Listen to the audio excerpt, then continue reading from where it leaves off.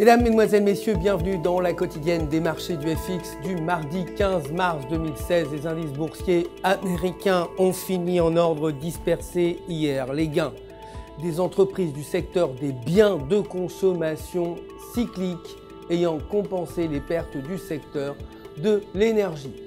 Les investisseurs ont été plus actifs en prévision de la réunion de la Réserve fédérale américaine. Le titre Tesla a gagné 3,69% pour finir à 215,15 $.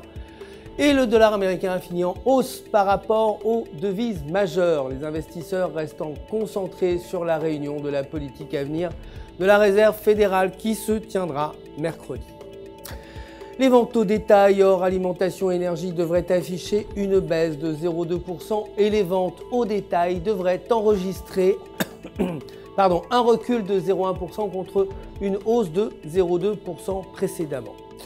Côté matières premières, l'or a chuté pour finir à 1235 $ l'once, les investisseurs se préparant de nouvelles baisses avant les réunions de 3 grandes banques centrales dans la semaine.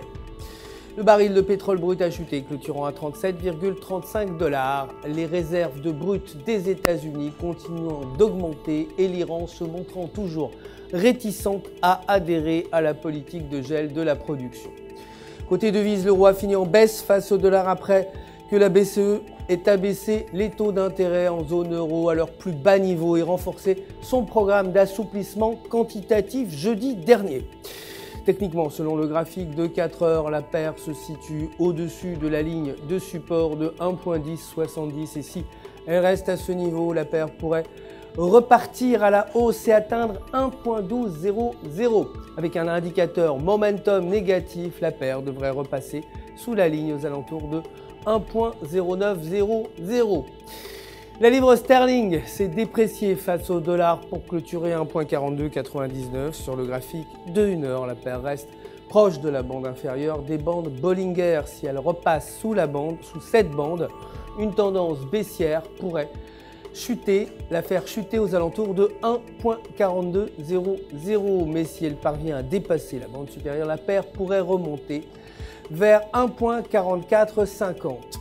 C'est tout pour aujourd'hui. Merci de nous avoir suivis. Je vous retrouverai demain matin, bien sûr, pour les prochaines actualités des marchés. D'ici là, restez en notre compagnie sur www.ufx.com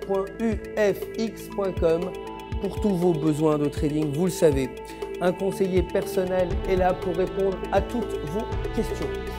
UFX se joint à moi pour vous souhaiter une excellente journée de trading.